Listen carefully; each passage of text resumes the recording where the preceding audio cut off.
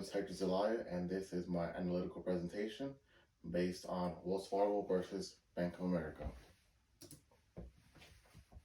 This presentation will have a brief introduction, comparison of Wells Fargo and Bank of America in the general company, their history, banking leading services, a SWOT analysis, publicity, and competitive issues, followed by a conclusion and a recommendation based on this information. You ever wonder how you can grow economically, or if you have the available resources to do so? What would be a smart way to invest for your future? You can think about these three things to profit. So a general overview of Wells Fargo. Current chairman of Wells Fargo is Elizabeth Duke. The Wells Fargo was officially founded in 1852. Current CEO of the company is Charles Schwab. The current number of employees, give or take, is about 260,000, and their shareholders are made up of 173,797. You can see a picture of their chairman up here on the right. Her name is Elizabeth Duke, and the CEO right below her, his name is Charles Schwab. So Bank of America, it was officially incorporated in 1933. Both chairman and CEO positions are held by Brian Moynihan. You can see a picture of him over there on the far right.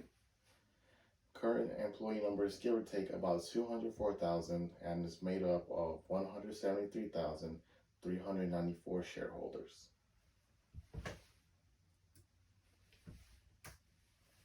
So history about Wells Fargo is, it was originally founded by Henry Wells and William Fargo. The first initial name of the company was Wells Fargo and Company. This happened during the gold rush back in San Francisco, California. Whenever people discovered gold and started mines, gold was the current currency at that time. So Wells and Fargo came up with a solution to have some type of way of tracking trade and selling and buying. So they started Wells Fargo and Company. They were known for gold as their currency, and were also known for their delivery response. They were able to deliver and transport and do all the regular essential business transactions that we would do at a bank today back then. Shortly after that, during the 1900s, Bank of America was starting to form too. During the American Industrial Revolution, also known as the Technological Revolution, the economy was booming, railroads were being built, all things were being invented, several hundred jobs were being made, construction was growing everywhere to accommodate the population, so some central type of training center had to be made in order to make all this happen and function properly. They had money as their currency, similar like today's, and this was all started in Chicago. Soon after that, the first trading currency center was made in Chicago. So leading services in banking, a little difference between Wells Fargo and Bank of America. They both offer a checking account, savings account, and other basic accounts. The general requirements for a checking account is $25 minimum with a $10 monthly charge. For a savings account, you have a 0.01% interest rate with a $5 monthly charge. Over here you can see Bank of America. You need a $25 minimum to open a checking account, along with a $12 monthly charge. For a savings account, you have a 0.03% interest rate, along with a $8 monthly charge. So depending on how much money you have, you would obviously make more money in a savings account with Bank of America, but you get charged back a little bit more, versus having less money in Wells Fargo, you get charged less. It all depends on the amount of money that you have, the rate might be.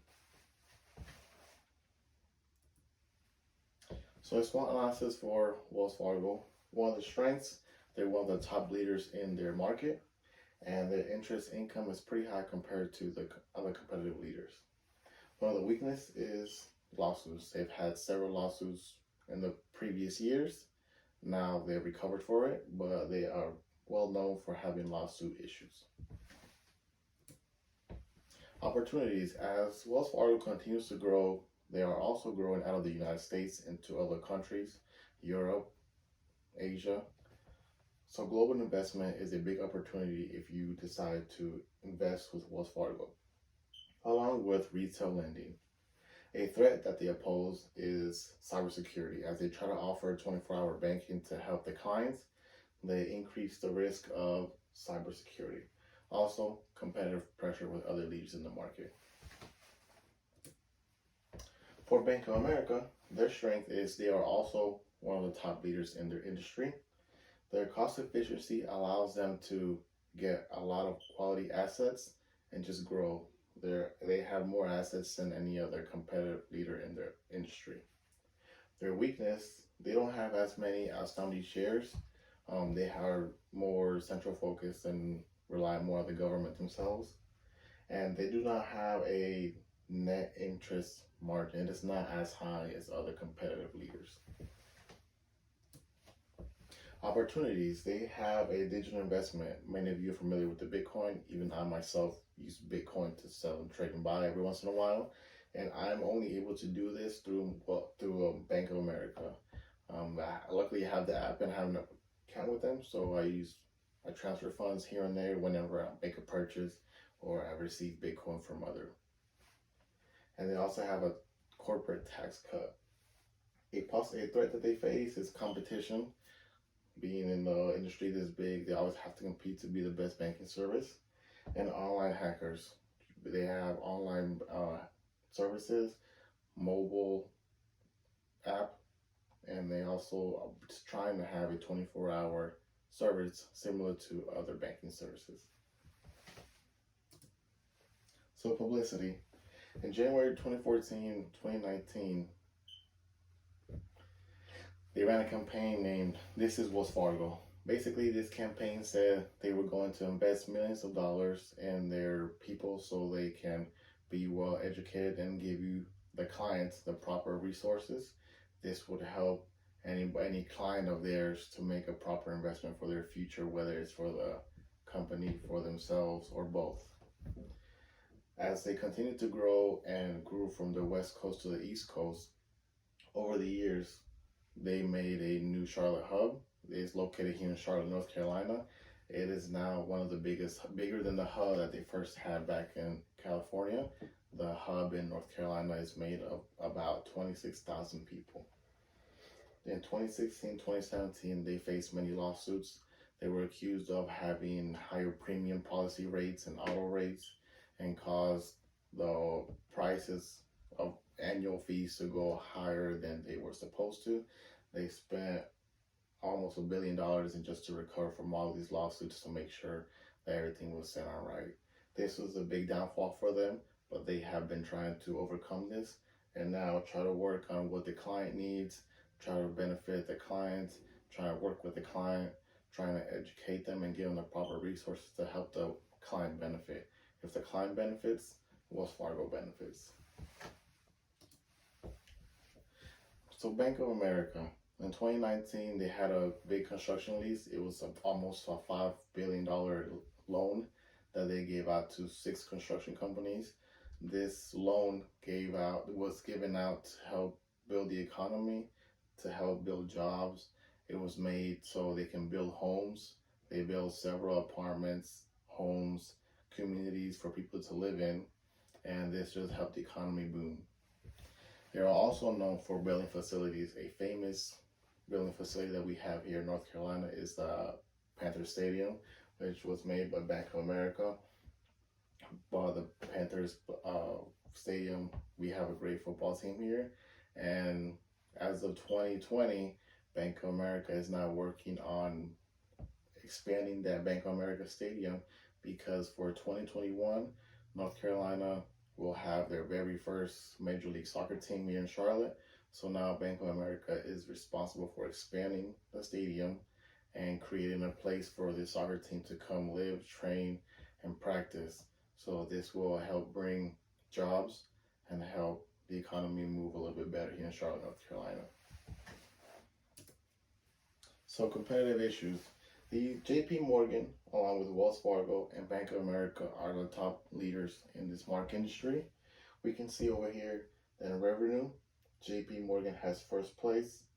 Wells Fargo falls slightly below Bank of America. For net income, we can also see that JP Morgan is in first place once again, and Wells Fargo is behind Bank of America. And all these numbers are in billions. So JP Morgan has first place with a little over 140 billion. Wells Fargo has third place with a little bit over than 110 billion. And Bank of America is almost at 120 billion. Over here on the far right side, we have comparison in employee numbers.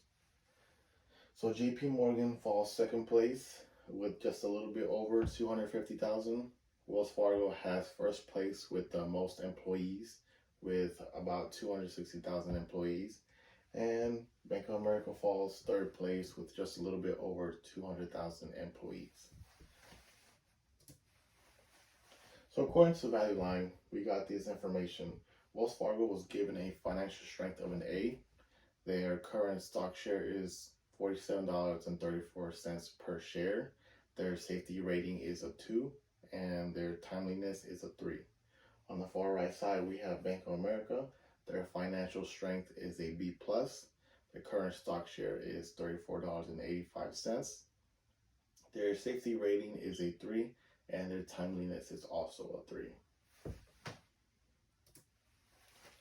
So in the end, we can tell that both of these are strong leaders in their market. Wells Fargo started in California, the West Coast, during the gold rush when everything was going great. It is based on what the client needs, how to help the client. If the client wins, Wells Fargo wins. It's a mutual win-win situation. And based on their statistics on value line, they do not run as much of a risk. Bank of America is on the East Coast. It happened during the technological revolution. It is more general base or general investment where they try to invest on the government or society or facility wise. And based on the value line statistics, there has been a little bit more risk. So a recommendation based on this information, the recommendation this presentation can give is Wells Fargo is the safest, reliable way to invest in money. They have promising investments, whether it's big or small. They are available to you whenever you need it, 24/7, online banking, in-person banking services. You can even set up appointments through your mobile app, and they will do their best to get in touch with you whenever you ask them to. The customer service is great. They are always able to help you any time that you need. And their growth, they are growing at a safe and rapid way in and out of the United States, and it is highly recommended that somebody would invest to grow along with Wells Fargo as they continue to expand around the world.